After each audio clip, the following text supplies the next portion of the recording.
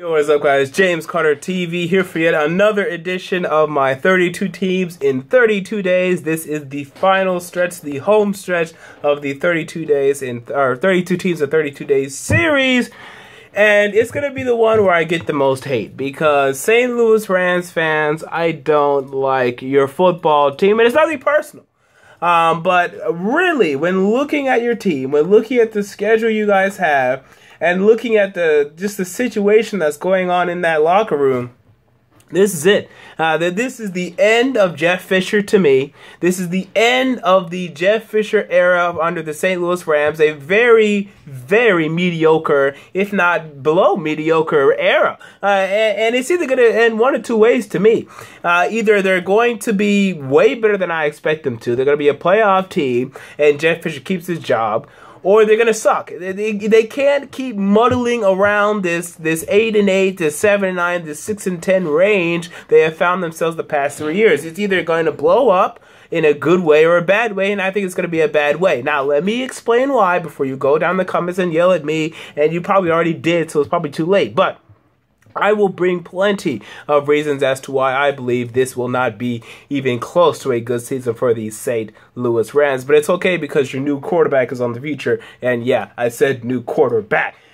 Your number one strength on this football team is obviously your defensive line. And it's the only strength on your football team. And it's your only saving grace. The only thing that's going to win you games is your defensive line. Chris Long, Aaron Donald, Nick Fairley, Robert Quinn, Michael Brockers. This is a stacked defensive line. Robert Quinn, capable of having over 15 sacks. Chris Long hasn't been as good as he's been, like let's say 2013 Chris Long, but he's still very good, or 2012 Chris Long. Aaron Donald hit the NFL hard by having a hella fantastic 2014 debut as a rookie. You expect him to do more of the same. Nick Fairley playing once again in a 4-3 defense. He'll be a very important cog and key for this defensive line for the St. Louis Rams, and also Michael Brockers as well, who isn't great, but definitely has his strong points. So the defensive line is great. But my problem is that's it. There is not another strength on this football team, and I don't think there's one that's even close. Now, there are some positions that are in the middle, like I guess linebacker is sort of in the middle. Alec Ogletree, I think, is overrated. I don't think he's as good as people would like to believe that he is. Jolan Dunbar, same story with him. James Laurinaitis, steady decline for years now. Akeem Ayers, this is a guy that started for the Tennessee Titans defense, and if you're expecting him to do much for you, you will be sadly mistaken. Trust me, I know that as a Tennessee Titans fan. Your secondary, and now let's just get into the weaknesses because actually there's one more position that's sort of in the middle. Two more actually. Running back, and this is presumptive. This is if Todd Gurley can get on the field and can play well, then maybe the running backs will actually be decent and pretty good. But I can name you 15 running backs in the NFL I take over their running backs right now. I could name you 15. And tight end, they're not horrible. In fact, I guess you could argue they're actually pretty good. And Jared Cook and Lance Kendrick, so that's a pretty good tight end duo. From there's nothing but weaknesses on this football team. Let's start with the offensive line. It's bad. Greg Robinson, your number two overall pick in 2014, he stinks. And maybe he'll get better. He needs to get better because there's two people behind him in Jamon Brown, who you drafted in the 3rd round, I believe, and Rob Havenstein out of Wisconsin, who you drafted as well, that are looking to take his job. Now, Havenstein's over on the right side, but if Robinson continues to play poorly, I wouldn't be surprised to see Havenstein move to the left side. Jamon Brown slide in at right tackle, and there goes Greg Robinson, and that's a scenario you need to look out for. Because Greg Robinson's bad. He's really bad, and I don't know if it's going to get better. You have Roger Saffold, who's very average. Barnes in the middle, very pedestrian. Jones at the right guard position. This is a bad offensive line. Not one player can you look at on the offensive line and say, this is a good player. This is an above-average player on the offensive line. Next weakness for me, your wide receivers, I think they suck. I think Tavon Austin is not a wide receiver. I think he's a cute little toy that you can throw around and he can make a little nice move here and there. He could maybe do a quick little punt return or a kick return for you. He's not a wide receiver. He's definitely not a number one wide receiver. You have Kenny Britt. Okay, maybe he'll have a 700-yard receiving season. He's never going to have 1,000 yards. Never. Even if he's healthy. I mean, there's a chance he wouldn't even be healthy.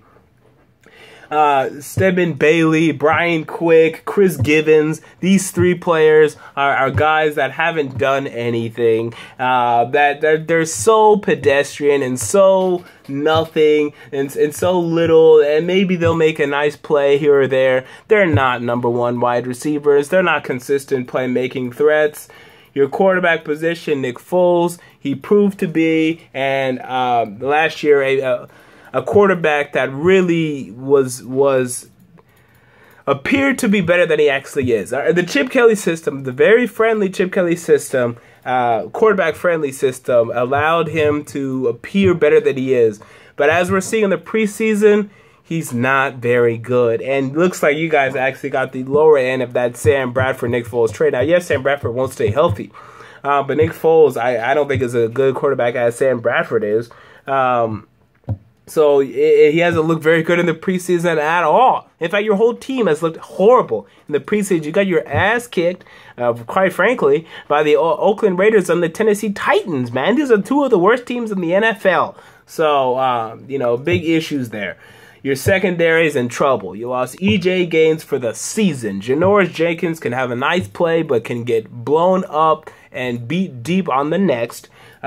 Tremaine Johnson, LaMarcus Joyner, Marcus Robertson. These are not good corners. There's not a number one corner. I don't think there's a number two. Okay, so issues there. Your safeties, Rodney McLeod and T.J. McDonald. They're not horrible. You also signed Mark Barron, but there's nothing spectacular. It's all just blah. Everywhere. Everywhere. The wide receivers, the cornerbacks, the quarterback, the offensive line is just bland. It's just like, these are, I guess they're okay. There's nothing here. Now let's look at the schedule. Once again, the St. Louis Rams are in the NFC West, which means you have to face the Seattle Seahawks twice. Which means you have to face the 49ers twice. Which means you have to face the Arizona Cardinals twice. And I think each of those teams are better than you. So I think you'll lose in each and every single one of those places. I think you'll lose in Arizona, in San Francisco, in Seattle. Then I think some of them, especially Seattle, is going to beat you in your own house, because I really don't have faith in your team. I really, really, really don't. So I think there's issues in your own division. You also face the AFC North. This is the toughest matchup for you.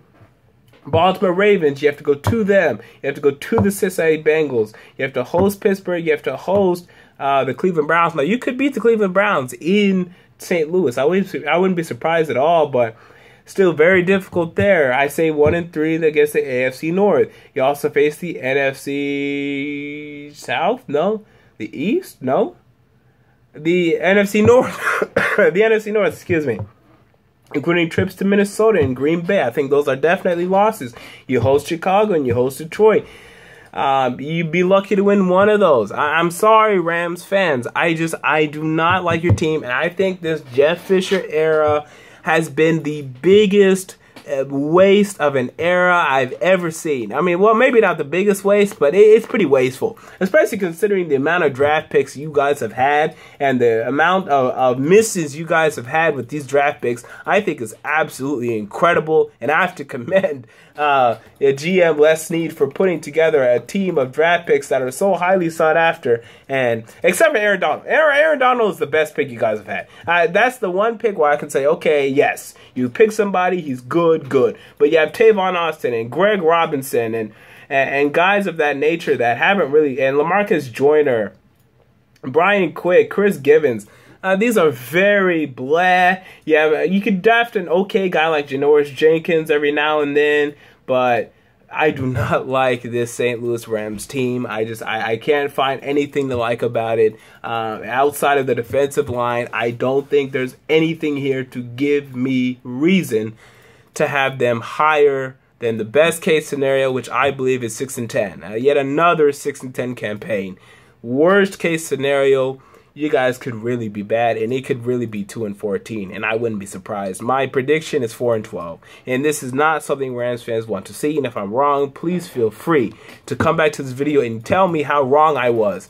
But overall, I do not like this team in 2015, and we'll see whether or not I'm right or wrong about it. Until next time, James Carter TV, I'm out. Peace.